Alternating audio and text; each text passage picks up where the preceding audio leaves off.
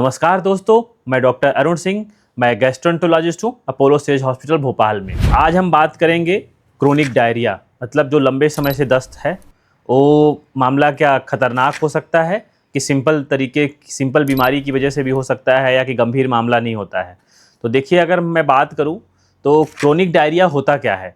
Chronic diarrhoea अगर किसी को अगर 4 हफ्ते से ज़्यादा दस्त हो रहा है और उसमें सुधार नहीं हो रहा है तो उसको हम क्रोनिक डायरिया बोलते हैं। तो इसमें 2 तरह की जो कारण होते तो बहुत सारे कारण हैं, परंतु मैं आपको इस तरह से बताऊंगा कि कुछ कारण गंभीर होते हैं और कुछ कारण जो सिंपल कारण होते हैं, लेकिन इंसान उससे परेशान रहता है, तो इसलिए समझना बहुत ज़रूरी है। तो देखिए, मैं पहले अगर गंभीर कारणों की बात करूँ तो उनमें से कुछ ऐसे हैं कि जैसे एक बीमारी होती है अल्सरेटिव कोलाइटिस, जिसको हमने बोला कोलाइटिस है। तब कोलाइटिस में 2-3 हो गए, इन्फेक्टिव और नॉन इन्फेक्टिव। तो नॉन इन्फेक्टिव में अल्सरेटिव कोलाइटिस हो गई, क्रोन्स डिसीज़ हो गई। इन्फेक्टिव कोलाइटिस में जैसे अमीबिक इन्फेक्शन हो गया, या कि बोल सकते हैं कि टीबी की वजह से हो गया, या हो गया कुछ लोग को टाइफाइड जैसे बोलते हैं उसकी वजह से भी हो जाता है। तो ये हो गया इन्फेक्टिव नॉन इन्फेक्टिव हो गए, जो मतलब बेसिकली कि यंग लोगों में। उसके अलावा नॉन इन्फेक्टिव में कुछ और भी कारण हैं अल्सरेटिव कोलाइटिस क्रोन्स डिसीज़ के अलावा। जैसे एक बीमारी होती है सीलिएक डिसीज़ बोलते हैं। इसका मतलब होता है कि इन लोगों को गेहूं से प्रॉब्लम होती है, जिसकी वजह से उनको फिर दस्त लगे रहते हैं। और इसके अलावा कुछ बुजुर्ग लोग होते हैं, उनमें कुछ रेयर कारण होते हैं जिसको हम बोलते हैं माइक्रोस्कोपिक कोलाइटिस या मतलब कोलेजनस कोलाइटिस, लेकिन ये उतना गंभीर मामला नहीं होता है। मतलब उसे कहने गंभीर का मतलब आप ऐसे समझिए कि वो जानलेवा नहीं है। मतलब आदमी तो परेशान तो रहे, क्वालिटी ऑफ लाइफ आपकी सफ़र करेगी, परंतु वो जानलेवा नहीं है। लेकिन जैसे मैंने जो पहले बताया आपको, जो कोलाइटिस वाले, जैसे अल्सरेटिव कोलाइटिस हो गया, क्रोन्स डिसीज़ हो गए, या सीलियक डिसीज़ हो गया, या अमीबिक कोलाइटिस हो गए, या टीबी हो गया, या इंटरिक हो गया, तो इनको अगर इलाज नहीं किया गया धीरे धीरे आपके शरीर को काफ़ी नुकसान पहुंचाएंगे और ये जानलेवा हो सकती है। अब जो बात होती है कि कुछ ऐसी बीमारियां जो आपको परेशान करके रखती हैं परंतु जानलेवा नहीं हो सकती हैं।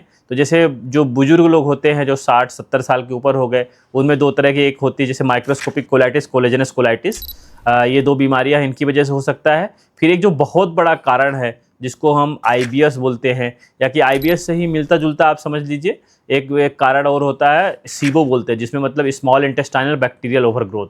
मतलब हमारे पेट में हर जगह बैक्टीरिया होते हैं, लेकिन कुछ जगह ऐसी होती है जैसे स्मॉल इंटेस्टाइन में जितना होना चाहिए उससे ज़्यादा हो गए, और जिस तरह के बैक्टीरिया नहीं होनी चाहिए उनकी ग्रोथ आ गई, तो उसको हम बोलते हैं स्मॉल इंटेस्टाइनल बैक्टीरियल ओवरग्रोथ। तो इस तरह के कुछ कारण होते हैं। अब समस्या है कि इनको हम पता कैसे करें, मतलब कि कौन सा कारण है, मतलब कब हम बोलेंगे कि ये आपके लिए ख़तरनाक है, कब नहीं है।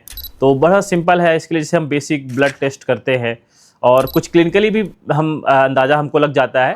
जैसे मान लीजिए कि अगर आपके मल के साथ में ब्लड आ रहा है, इसका मामला मतलब गंभीर है, या आपका वजन कम हो रहा है, या कि कहने का मतलब आपकी भूख कम हो गई है, पेट में दर्द हो रहा है, बुखार आ रहा है, तो अगर ये सब कुछ है तो इनको हम वार्निंग साइन बोलते हैं, सिम्टम बोलते हैं।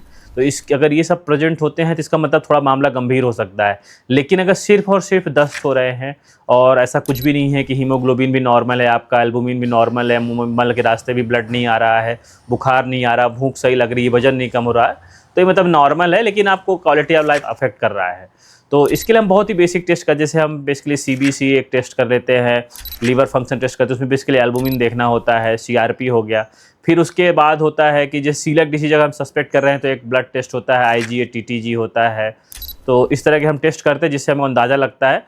फिर उसके बाद हम एंडोस्कोपी है, जैसे जो ऊपर से जिसको करते हैं, जिसको अपर जीआई एंडोस्कोपी करते हैं, उसमें हम ड्यूडेनम से बायोप्सी लेते हैं, देखते हैं कि उसमें कोई जैसे सीलियक डिसीज़ को जानना है या कि जियार्डियासिस इन्फेक्शन होता है, इसको जानने के लिए अपर जीआई एंडोस्कोपी नॉर्मल है, तो फिर हम नीचे से कोलोनोस्कोपी भी करते हैं, जिससे हमको पता चलता है कि अल्सर वगैरह, जैसे अल्सरेटिव कोलाइटिस है और कोई इन्फेक्टिव कोलाइटिस है, टीबी है, तो आपके आंतों में छाले मिलेंगे, तो वो सब हमको पता चलेगा। लेकिन जैसे मैंने आपको बताया था कि जो बुजुर्ग लोगों में कुछ 1-2 में और कारण बताए थे, जिससे जो माइक्रोस्कोपिक कोलाइटिस को उसमें नॉर्मल भी रह सकता है, बट उसमें हम बायोप्सी लेते हैं आपकी आंतों से, तो उसके बाद हमको पता चलता है।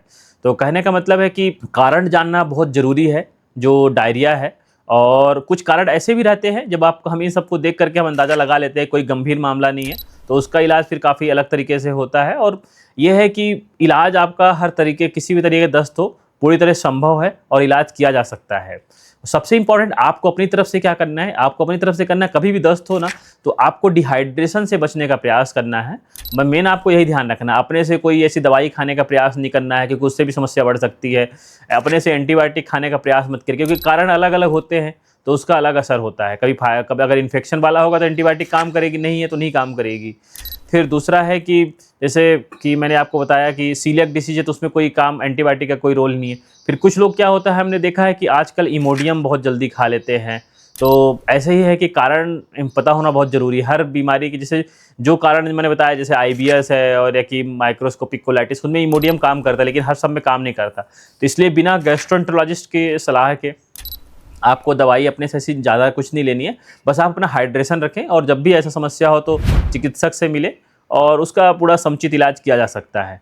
धन्यवाद दोस्तों, अगर आपको ये पसंद आया हो तो लाइक शेयर सब्सक्राइब जरूर करें।